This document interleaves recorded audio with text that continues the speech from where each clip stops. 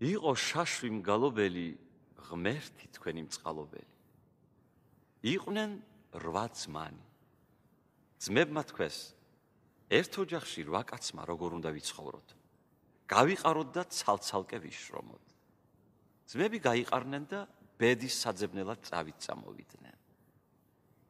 უფროსი ძმაც გაუდგა გზას. ბევრი იარა თუ ცოტა იარა, შეხვდა ერთ მეგუთნეს. უყურებს და თავის თვალებს არ უჯერებს. გუთანში 12 უღელი ხარკამეთში აბია. 6 უღელი ერთ მხარეს, 6 უღელი მეორე მხარეს. მეხრეები დასჭივიან და სახრეებს ზედამტრევენ საწყალ საქონელს. ხარკამეთები ეწევიან, რაც ძალი და ღონი აქვთ, მაგრამ გუთანი მიწას არ ეკიდება. ან როგორ მოეკიდება, როცა ერთი ერთ მხარეს ეწევა, მეორე მხარეს. ამ კაცს გაუკვირდა. მივიდა ახლოს და მეგუთნეს კითხა. ძმაო, რაზე აწვალებთ ამ საქონელს? ან თქვენს თავს? აუშვით ერთი მხარის ხარები, რომ მეორე მხარის ხარებმა გასწიონ. ჩვენმა პატრონმა ასე გაგვიმართა, უპასუხა მეგუთნე. ვინაა თქვენი პატრონი? სოლომონ ბრძენი. დაინტერესდა ეს კაცი და წავიდა სოლომონ ბრძენის სანახავად. უნდა ვიკითხო, რაც შეუბამს ხარები გუთანში ორივე მხარესო. იარა და მიადგა 8 თვალიან წისქვილს.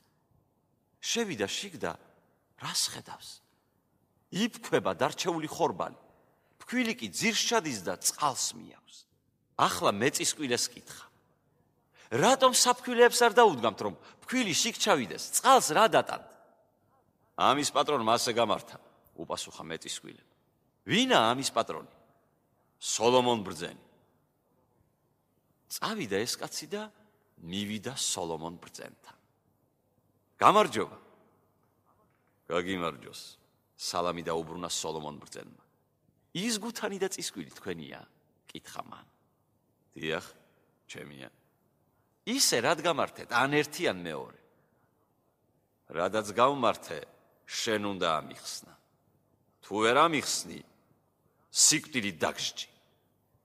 ერთი კვირის ვადა მომეცით. მერე თუ აგიხსენით, ხო, რა კარგი, თუ არა და თქვენი ნება იყოს. სოლომონმა მისცა ერთი კვირის ვადა. წავიდა ეს კაცი. მიდის დაღონებული. ვინც კი ხვდება გზაში, ხმას არავის არ ასცემს. სალამსაც არ აძლევს. ერთი პატარა ბიჭი გზის სანაპიროს ძროხებს აძოვებდა. წყემსმა დაღონებული რომ დაინახა მიმავალი მგზავრი, კითხა. გამარჯობა ძია, რა დაღონებული მიხვალ? ამ კაცმა ხმა არ გასცა. ან რა ხმა უნდა გაეცა, როცა მას თავის დარდი აწუხებდა. ძია, რა დახარ დაღონებული? კითხა ხელმეორედ პატარა მწყემსმა. კაცმა არც მაშინ გასცა ხმა. ბიჭი არ მოეშვა. ახლა კი წინ გადაუდგა და მესამედ კითხა. ძია, მითხარი ღმერთი გიშველის, რა დახარ დაღონებული? კაცი შედგა და თავისთვის ჩაილაპარაკა. მოდი ვეტყვი, იქნება ამ ბიჭმა რაიმე მიშველოსო. უთხრა. შვილო, რა კი ძალიან გაინტერესებს შემი დარდი, გეტყვი. გზაზე ერთი გუთანი ვნახე. 12 უღელი ხარიება შიგა. 6 უღელი ერთ მხარეს, 6 უღელი მეორე მხარეს. მეხრეები დაჰკიოდნენ საწყალ საქონელს. ხარები ეწეოდნენ, რა ძალი და ღონე ჰქონდათ, მაგრამ გუთანი მიწას არ ედებოდა. ან როგორ მოედებოდა გუთანი, როცა ხარები აქეთ-იქით ეწევია. მე ხალხით შემებრალა და საქონელიც. მივედი და გუთნის დედას ვკითხე. ძმაო, ან საქონელს რაზე სტანჯავთ, ან თქვენს თავს? აუშვი ერთ ხარეს ხარები მეორე მხრისანი გასწევენ. გუთანი მოედება მიწას და მოხნავთ მეთქი. ჩვენმა პატრონმა ასე გაგვიმართა, მიპასუხა გუთნის დედა. ის პატრონი სოლომონ ბრძენი ყოფილიყო თურმე. წავედი სოლომონ ბრძენთან საკითხავად. მივდივარ და ახლა 8 თვალიანი წისქვილი ვნახე. წისქვილი ფქვავდა, ფქვილი კი წყალს მიჰქონდა. რატომ საფქვილეებს არ გაუკეთებთ, რომ ფქვილი შიგ ჩავიდეს და წყალმა აღარ წაიღოს მეთქი? ვკითხე მეწისქვილეს. ჩემმა ბატონმა ასე გამართა, მიპასუხა მეწისქვილემ. იმისი ბატონიც ის სოლომონ ბრძენი ყოფილიყო თურმე. წავედი, კითხვა-კითხვით მივედი სოლომონ ბრძენთან. შევედი მასთან და ვკითხე, ის გუთანი და წისქვილი ისე რად გამართე მეთქი? შენ უნდა მითხრა, რად გავმართე ისი ან ის გუთანი, ან ის წისქვილი. თუ ვერ გამოიცნობ, სიკვდილით დაგსჯიო. მიპასუხა სოლომონ ბრძენმა და მოფიქრების ვადად ერთი კვირა მომცა. აი, რატომ არ დაღონებული?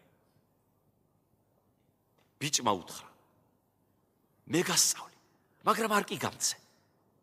გუთანში ორიო მხარეს რომ ხარებიებად, ეს ის არის, როგორც ის ხარები ეწეოდნენ აქეთიკი და გუთანი წინ ვერ მიდიოდა, ისე ძმები რომ გაიყრებიან და ცალ-ცალკე გავლენ, არც იმათი საქმე წავა წინა.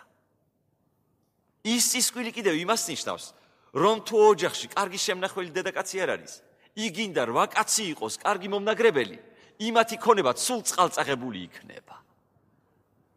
კაცი გახარებული გამობრუნდა უკან. მივიდა სოლომონ ბრძენთან და ყველაფერი მოახსენა.